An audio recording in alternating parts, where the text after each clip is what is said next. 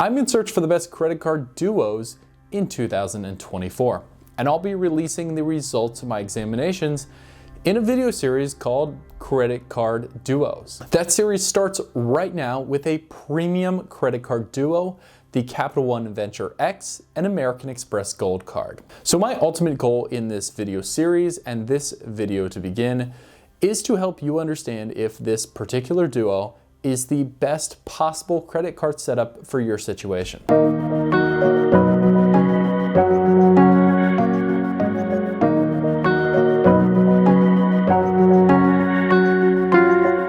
I'm going to first introduce the Captial One Venture X. I'll then bring in the AmEx Gold and talk about how the reward structures play off each other.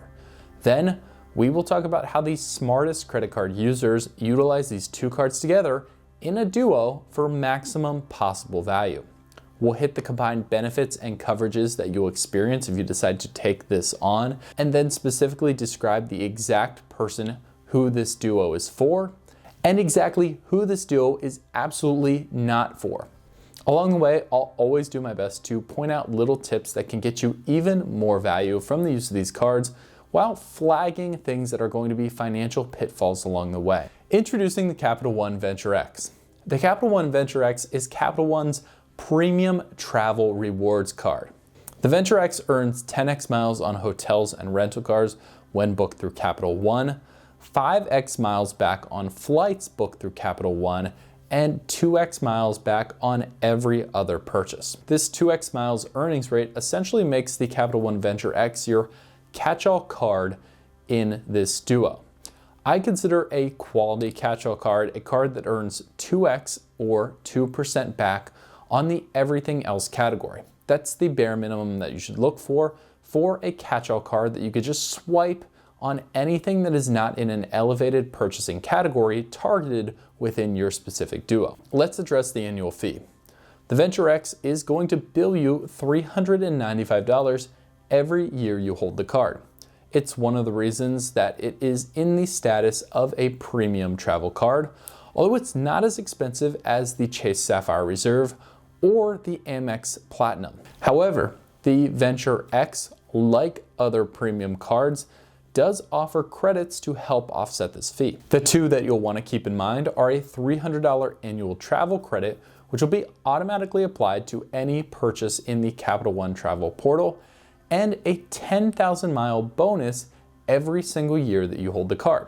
10,000 miles roughly equates to about $100 when spent in the travel portal, so this is $400 worth of credits that you'll experience every single year. This brings the effective annual fee that you're actually paying to hold the card to -$5. Yeah, that's right. Captial One will pay you essentially to hold their card as long as you naturally would take at least one trip per year and use that travel credit, and you're willing to cash in the $100 that they'll give you in the upcoming year for future purchases. Now let's talk AmEx Gold and specifically how this plays into the Captial One Venture X as its duo partner. The AmEx Gold is close to a premium tier card. However, I consider this more of a mid-tier credit card from American Express. This card is a workhorse, and it's going to be your food and dining card in this duo. The AmEx Gold earns 4x membership rewards points at restaurants, 4x at grocery stores, 3x points back on flights, and 1x points on everything else. However, in this duo, you're only going to want to pull the AmEx Gold out in two specific spending categories. That is grocery store purchases, as well as anytime you dine or eat out. Now, if you want to learn how the AmEx Gold fits into the world of best food and dining cards, I actually made a separate video detailing all of the best ones right now. And let me just say, without spoiling the ending, the AmEx Gold stacks up favorably in that category compared to any other credit card in the entire world. Now let's address head-on the $250 annual fee that the AmEx Gold commands and the kind of controversial credits that are associated with this card. Being a food and dining card, it offers two credits, both valued at $120, paid out to you in $10 increments. The first is an Uber Cash credit that can be used on Uber or Uber Eats. The second is a $120 dining credit that can be used at any of the variety of restaurants that you see up on your screen right now. Now, I will warn you that these specific credits can be difficult for some individuals to use. Specifically on the Uber Eats credit, if you're using it for food orders, I would encourage you to select pickup when you can to reduce a delivery fee and tip that you'll need to pay your driver to gain maximum value. However, even when you're picking up items yourself, items listed on Uber Eats are automatically higher priced than anything you'll find on the native app of the restaurant that you're ordering. A meal from McDonald's is going to be a few bucks more. If you're eating a nice mid-priced meal from a popular chain restaurant, you might end up spending about $10 more ordering through the credit on the Uber Eats app than you would ordering directly from the restaurant. That can make this credit a little bit difficult to use and has brought Amex under fire for the value that they're offering here. However, all that aside, I don't personally value these credits because of some of those issues at their full $120 value. I like to estimate that between the two, you can probably get around half the value of the stated credit, bringing the Amex Gold effective annual fee from $250 anywhere down to really $100 to $130 you're paying to hold this card after you utilize those credits. Now that we've hit both cards, this is where we're really going to start to see the magic happen. How to use this duo for maximum benefit. Let me show you how the smartest credit card users spend when holding both of these cards. I've put together a list of the top spend categories of the typical American. This is based on data from the Bureau of Labor Statistics, and it breaks these down really nicely based on how credit card companies like to categorize purchases. What you can see from a simple glance here is that you should be pulling out the Venture X on flights, rental cars, and hotel stays. For the Amex Gold, you're only going to want to pull it out on 2 purchases, and like I said, that's groceries and dining. But the amount of money the typical person spends in those categories is so significant, it makes it worth your while to invest in a card that is going to return the best value possible for your money. For every other spend category, you're going to want to use your catch-all card, which in this duo is the Captial One Venture X. Now, one of the beauties of this duo is that you're getting the most possible rewards redemption on the different purchase categories. Both cards offer very strong rewards rates in the areas that they perform well in. However, it doesn't end there. I always say that one of the best parts about getting a credit card is taking advantage of the sign-up bonus offers. At the time I'm recording this, using the 2 links down in the description below this video, you can find the Venture X offering 75,000 bonus miles, which equates to a minimum value of $750 in the travel portal. For the Amex Gold, you can cash in 60,000 membership rewards points, which is valued at a minimum of $600 in the Amex travel portal. By putting this duo together, you instantly create nearly $1,400 of travel spending power in your wallet. However, it gets even better. For those of you seeking to turn that nearly $1,400 into much, much more when redeemed for travel, you can take advantage of a long list of travel partners that both Amex and Captial One offer to stretch those points out even more. Captial One offers 18 transfer partners, including some of my favorites, which would be their hotel chains, the Wyndham Rewards Loyalty Program, and the Choice Privileges Program. Amex offers 21 different partners, some of my favorites being Marriott Bonvoy, Hilton Honors, Delta Sky Miles, and Choice Privileges.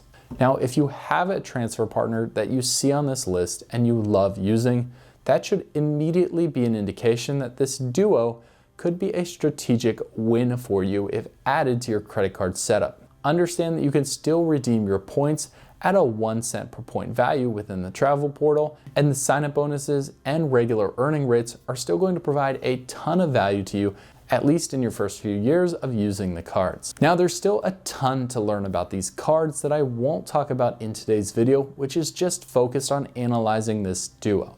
However, the Venture X is probably the more complicated of the both, and I'll link my full review of that specific credit card so you can learn about the other benefits and protections that come with this card, including things like cell phone protection, lounge access, and Hertz President status automatically just from holding the card. Anyways, that's for another video.